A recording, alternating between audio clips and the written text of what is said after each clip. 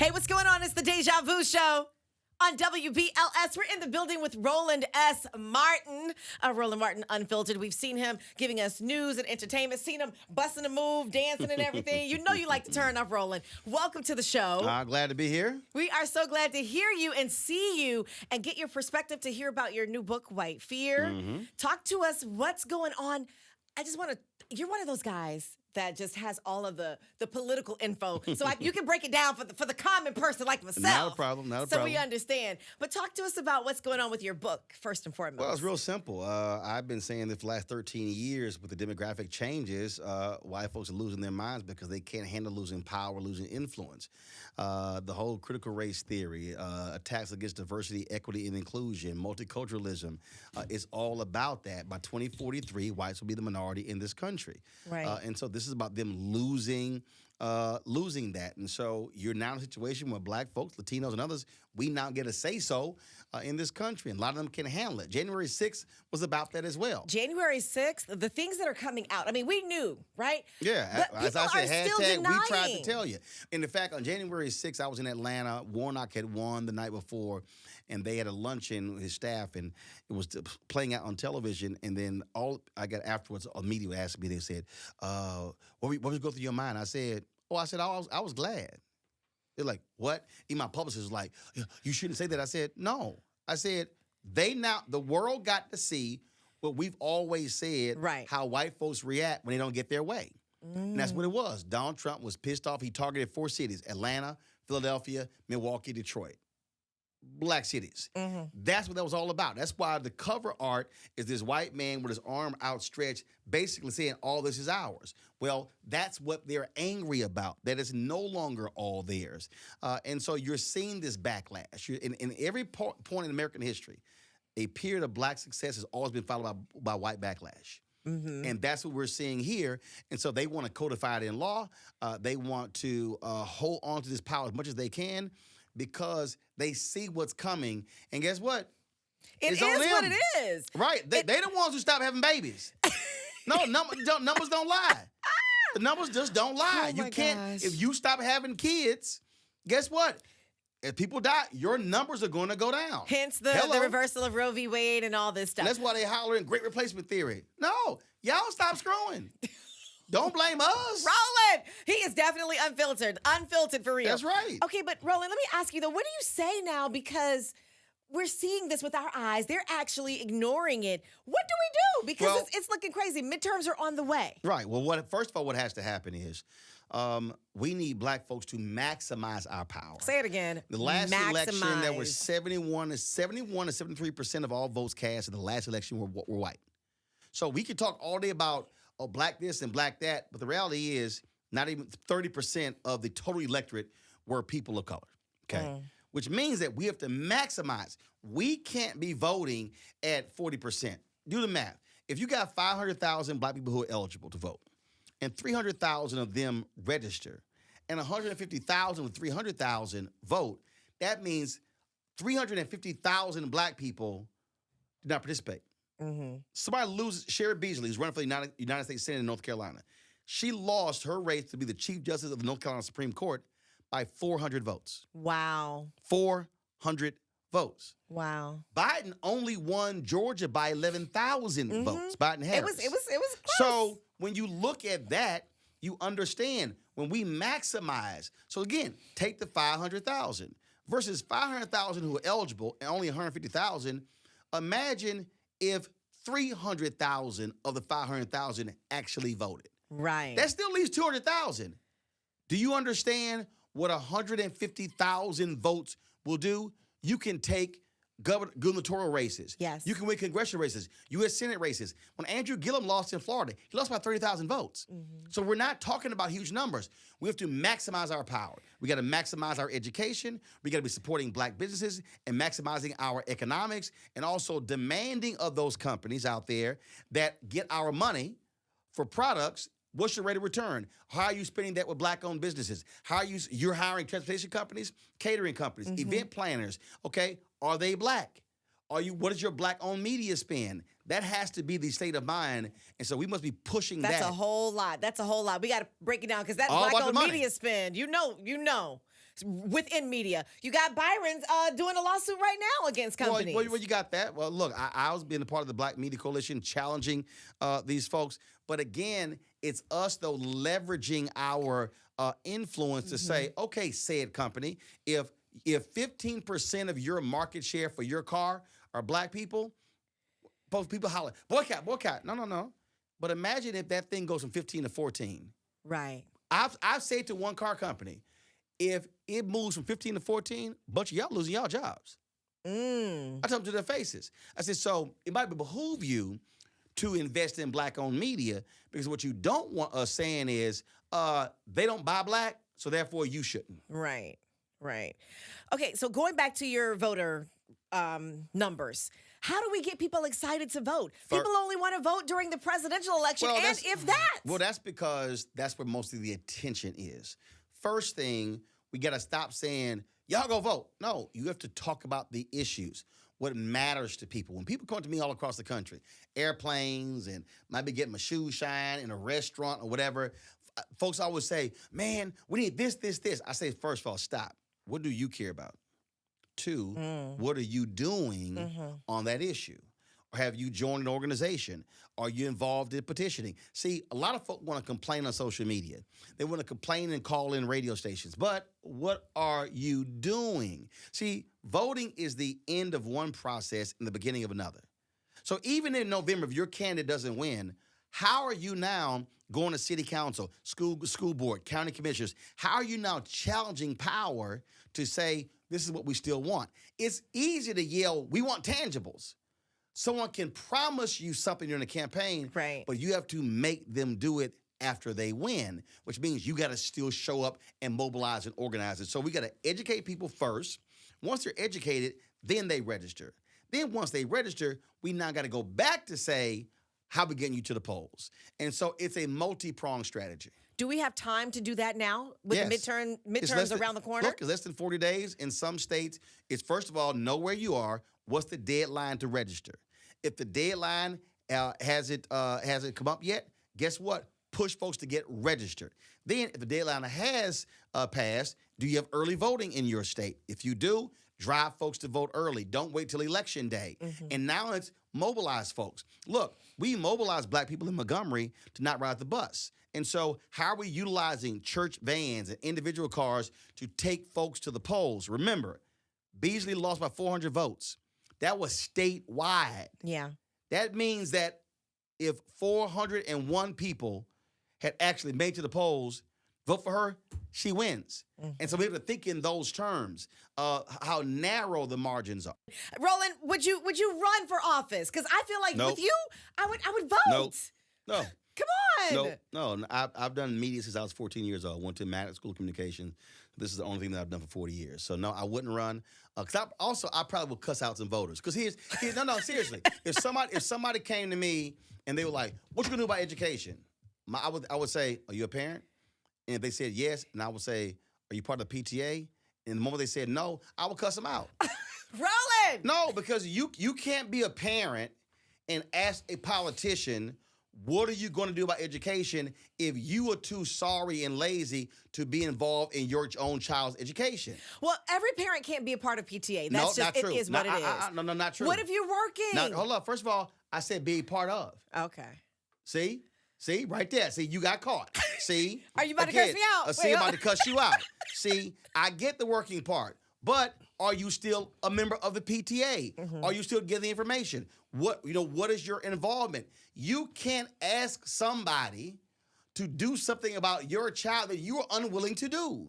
And so, yeah, if I'm running, I'm challenging people. So I might start with 20,000 votes, might end up with 5,000. But no, I understand my gifting. I'm a firm believer in we operate in our gifts, in our lane. And so media has always been mine. And so I use my show, Roland Martin Unfiltered. I use my Black Star Network to educate people, to inform them. It was Maya Angelou. She said this. This was a month before she died. She was being honored at the Natural Portrait Gallery in D.C., and I was interviewing her, and I mentioned my brother and three of my sisters being teachers. And I said, I'm the only one who's not a teacher. She said, no. She says, you're a teacher. You are. And I go, no, I'm not. She said, no. She said, oh, I watch you. She says, you teach. And it redefined for me. I was like, I guess that is what I do. So you now look at it differently in terms of how you use media. The power of the microphone, the power of the camera is significant, but a lot of folk play with this. Talk about it. I say that all the time, Roland. Yes, because the people you influence people, and my mother's a teacher too, and she too says that I teach on the air. Right, and you that's are what still you're supposed giving to do. information. You're influencing people because they're with you all the time. There you go. And this is so powerful. But I love the way that you come about it. Again, unfiltered. How has it been your journey from being on some of these other platforms to now hosting your own thing and running your own media company? Well, the reality is. I was me when I was there. It's not like I changed who I was when I was on CNN. Right. I don't change who I am when I go on MSNBC, ABC. I speak truth. If you can't handle it, that ain't my problem. The difference with owning is I get to control all the topics. I get to control the content. I get to control where we go. I don't have to ask somebody, can we go to Liberia and cover the 200th anniversary the first free slaves going to that country and founding it. I ask myself. I don't have to ask someone, hey, let's go to this state to cover this rally of a black man who's been shot and killed, or Pamela Brown in Baytown, Texas. I can make that decision myself. And so that's why ownership matters. Dr. King wrote in his book, Where Do We Go From Here, Chaos or Community? He said there are 4 institutions that are positioned to liberate black people. The Negro Church, the Negro Press, Negro fraternities and sororities, Negro professional and business groups. What he says about the Negro Press is, he said, they must maintain their militancy and their activism. He said, and not fall for the silliness. That's why I don't waste my time. I did an interview earlier today, and this reporter kept pressing me about Kanye and the shirt he wore, and he got power. I'm like, no, he don't. Well, yes, he does. No, he doesn't. And see, again, I said, y'all keep throwing around power. I said, that ain't power. Show me one black person that he's helped get elected. That's power. That's power. That's a thought. See, but he does have influence over a lot of in people. In what? In their merchandising. I don't know about they clearly didn't vote for him. But I'm saying, that ain't nothing but you spending money. He making money. And see, for me, I'm not gonna spend money on somebody who hates us. Me either. But I'm plenty of folks who are lost or confused are supporting this and making this man a billionaire. But they're lost and confused because they do not know how to take consciousness and black advancement and pair it with how they spend their money. So I will never support anybody who stood in the Oval Office and kissed Donald Trump's ass. It will not happen. I don't care. I will not defend somebody who one of his workers went and accosted a black woman in Georgia who was simply working a pole. Yes. Okay, that actually happened. When they had the January 6th committee, the sister testified. It was a sister who was working with Kanye West during PR. Wait. Hold on. Wait. Somebody was working with Kanye, went and accosted a poll worker? Yes. Did I miss that? Because I don't remember that. I remember sister who was testifying. No, yes, that was one of Kanye's people. Are you serious? Yes, I'm dead serious. Man, see, this is the stuff that we need. Roland, can you give us briefs every day and break it down for us for the things that we've missed? I mean, like, seriously. Yeah, we can do that. I mean, this is what we do. This is what we do with the show. What we do with the information, because too many of our folk are walking around clueless. But okay, that's true. And getting bad information. That part too. But here's the deal. There was a generation that was really about that. This generation. No. See. I'm serious. No. Okay, tell me. Come on, fill me in. You said there was a generation that was about that. Yes. No. How were they informed? I don't know. How were they informed? They were informed by black newspapers, and they were informed by conscious black radio. What has happened is, over the past 30 years, what you've seen our outlets fall for gossip, reality shows, comedy, and the superficial, And so you have the consciousness has left. The power of the black DJ to inform has been replaced by let's see how I can make you laugh. Right. As opposed to how can I make you laugh and inform you at the exact same time. And so it is the conduits. What did King say?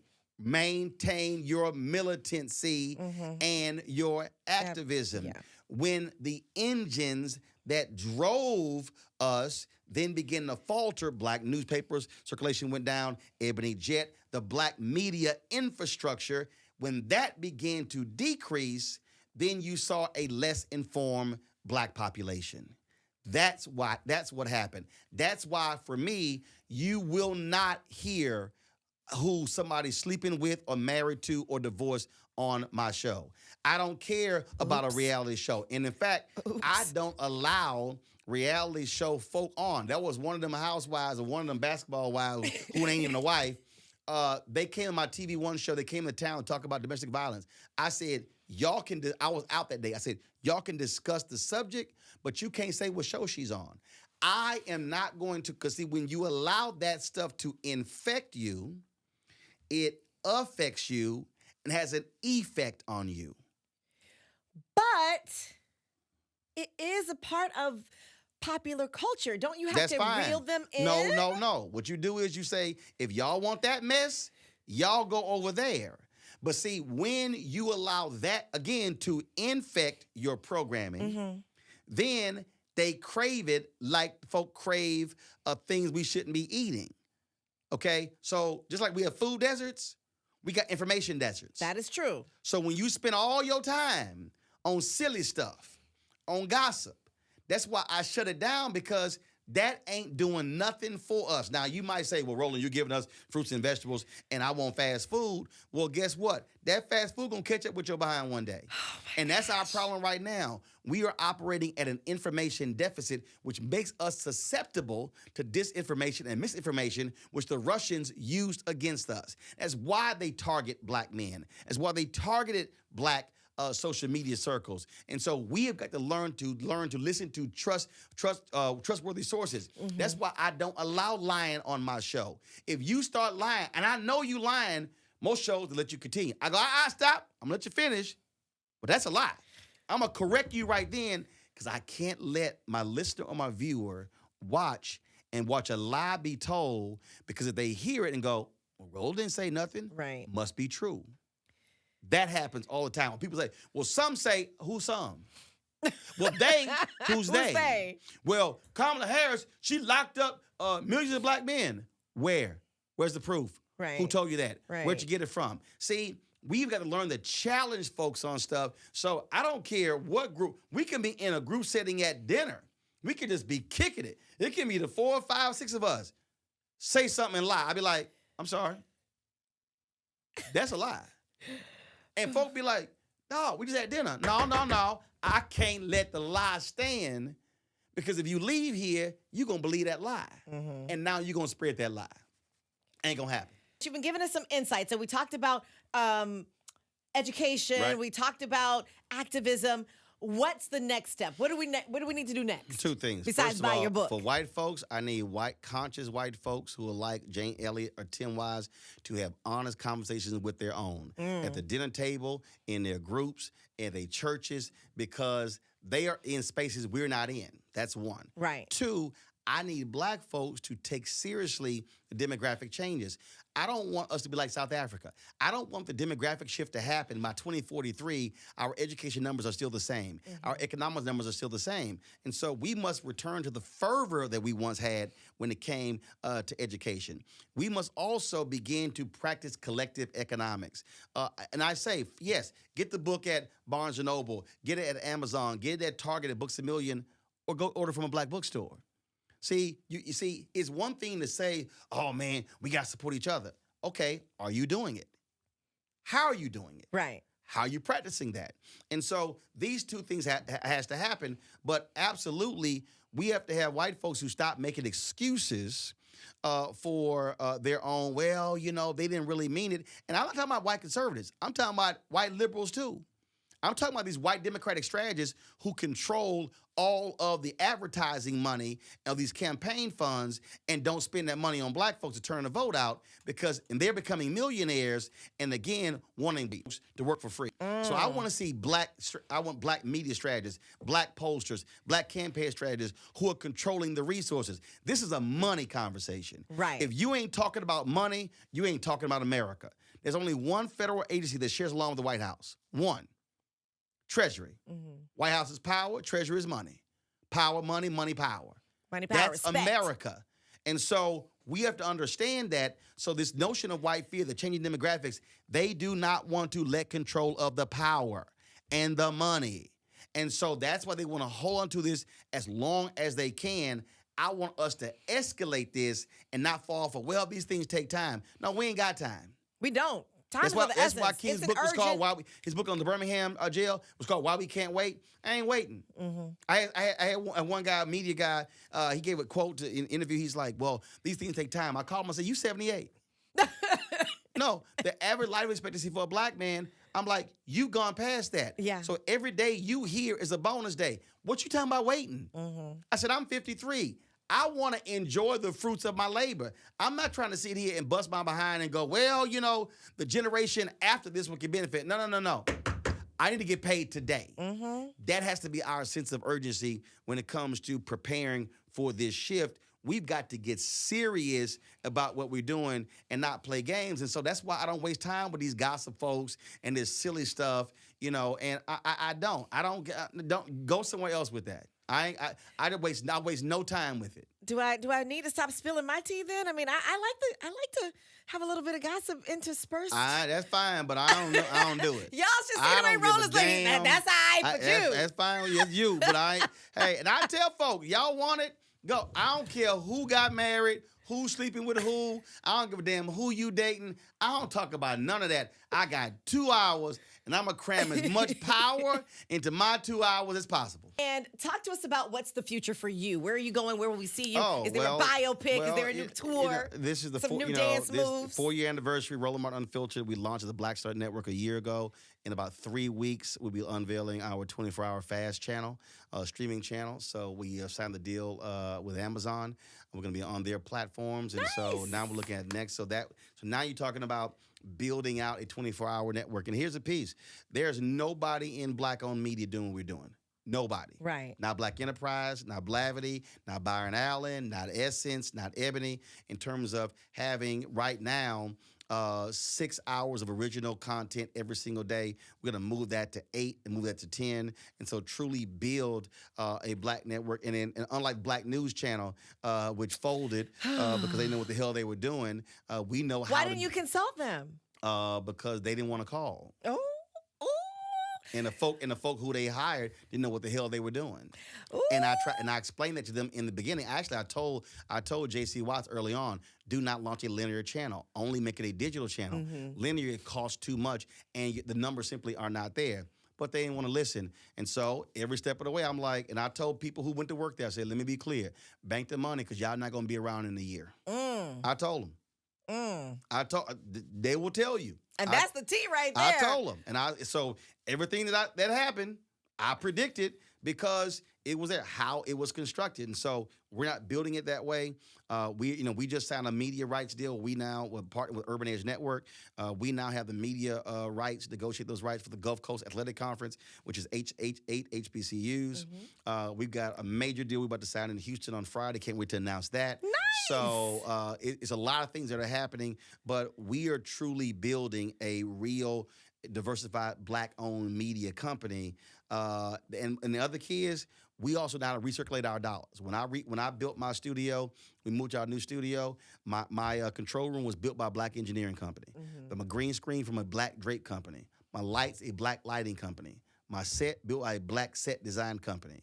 The artwork in there, nearly every piece except 3 Black artists. And so when people support my show, we are circulating that dollars to other Black businesses. Folks say, oh, we can't find them. No, we can. You just got to know how to look. Right. And so that's what we did.